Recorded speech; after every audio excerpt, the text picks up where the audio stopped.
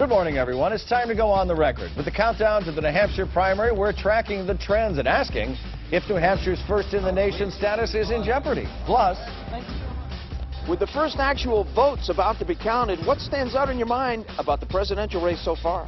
and the state of the Commonwealth, from the budget to the opioid crisis, the key issues on Governor Baker's agenda this year. From WCPB Boston, the inside word from Washington to Beacon Hill, today's newsmakers are going on the record. Good morning, everyone. I'm Ed Harding, along with News Center 5's political reporter Janet Wu. Thank you for joining us at OTR this morning. Our guest is Dante Scala. He is an associate professor in political science at the University of New Hampshire. He has been tracking the changing political demographics of New Hampshire as well, and he has written The Four Faces of the Republican Party, the fight for the 2016 presidential nomination. So it's a current book. It's right on fire. Sir, great to have you with us this morning. Thanks very much. Thanks for joining us.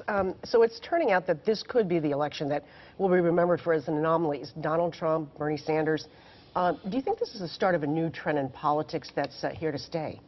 Well, certainly Donald Trump has put his finger on a number of trends in American politics, especially where politics and entertainment intersect. You know, when we have national debates, 20 million people watching them 6 months ahead of Iowa and New Hampshire, that has a big effect on how the nomination process is going to turn out. And it's a lot more nationalized than it used to be. So it's this primary, I think the key difference is no longer taking place in living rooms in Iowa and New Hampshire, because a Republican in Oklahoma can watch the candidates on her TV and judge for herself. So have we opened the door to a new chapter in presidential politics, that this entertainment and political intersection is going to be sort of what we're going to be seeing from the future, at least the near future? Well, I think there will be candidates in the future who try to duplicate Trump's success. Maybe not his politics or his policies, but they'll try to figure out exactly how he's done what he's done, because it's confounded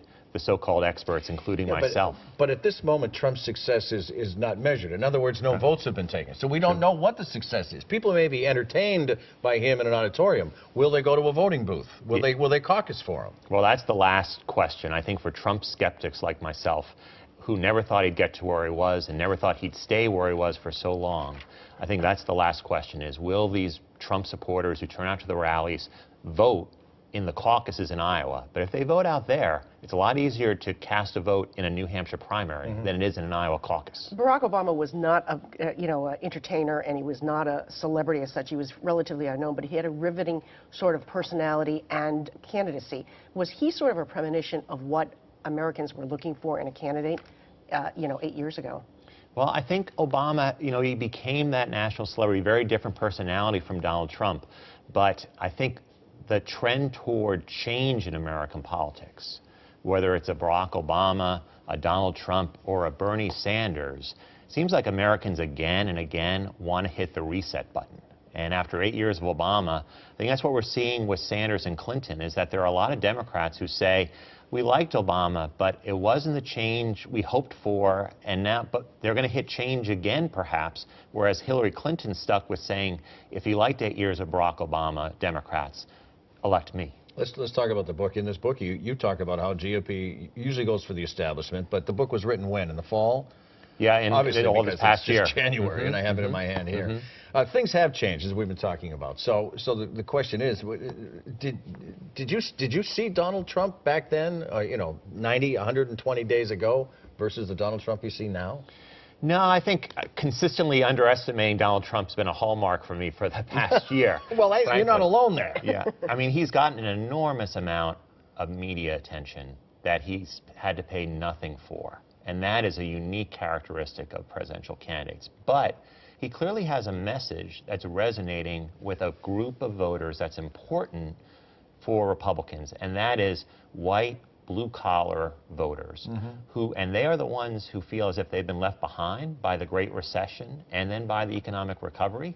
And Trump's message isn't necessarily a conservative message. It's much more of a populist message, much more of a nationalist message, make America great again. And we're going to find out exactly how far he can get with that message. Given what you just said, do you think he'll get the nomination? I think if he wins Iowa, he will go to New Hampshire and he will win New Hampshire. And no one has ever done that. Not Ronald Reagan, not George Bush, No Republican has ever pulled that off. He would be the favorite for the nomination. Now, what if Ted Cruz wins in Iowa? Does it give him any lift in New Hampshire whatsoever? And is there any scenario where he could win the Granite State? I don't see a scenario where he can win the Granite State. Iowa Republicans and New Hampshire Republicans, very different. Lots of religious conservatives in Iowa, lots of moderate Republicans in New Hampshire. But there are enough of those very conservative voters up in New Hampshire that a Cruz win could bump him into the top 3. And perhaps an Iowa loss for Donald Trump might scramble things in New Hampshire, because for the first time all year, Trump will have lost at something. I mean, all year it's been, I'm a winner, I'm a winner. But if he loses, maybe that would take some steam out of the train. Let's talk about Marco Rubio and Jeb Bush. How long, flat out, how long can they stay in? You know, they have the financial resources versus Chris Christie and John Kasich, who have less financial resources, but how can they survive even if they don't win either Iowa or New Hampshire? You know, the nightmare for Republican elites is that Jeb Bush will lose, but when he loses, he will take Marco Rubio down with him. Because in New Hampshire right now, you're seeing ads from the Bush super PAC going after Marco Rubio. And so there, rather than any fire being directed at Trump, all of these establishment candidates are firing at one another. And so Bush could stay long enough through South Carolina to stop Rubio from getting where he needs to be in order to become that more establishment-minded challenger to Donald Trump. And do Christie and Kasich have to win New Hampshire or come in at least second in order to survive past New Hampshire? They have to finish, either one has to finish a strong second to have any hope of going forward. And even if they do, the path only gets steeper from New Hampshire. How large is the field as it works its way to South Carolina? We understand how large it is now, but after you go through Iowa and New Hampshire, which will happen, what, in the next 17 days or so, those two will be out of the way. How large will it be as it goes to South Carolina? I mean, the field itself could be, I think, half a dozen candidates could stay in, but of those half a dozen, I think no more than 3 candidates with a viable shot at the nomination. All right, very good. Are you ready for the OTR pop quiz? I'm not sure, but let's try. See, that's the most common response we get to that question. You live in New Hampshire, you teach in New Hampshire, you study New Hampshire politics, but how much do you really know about what happens in the Granite State? Question 1. Franklin Pierce is the only New Hampshire native to serve as President of the United States, and in Rindge, there is a university bearing his name. Can you name the former White House insider who was the current president of Franklin Pierce University? Oh, that would be Andy Card. That would be Bush Chief of Staff Andrew Card. Question 2, former Massachusetts Senator and current New Hampshire resident Scott Brown has hosted 10 presidential candidates this year in his No BS barbecues, held either at his house or at a barn in Rye. The final one was Tuesday night, and who was that candidate that attended the final one, Tuesday night? I believe that was Ted Cruz. That was exactly Ted Cruz.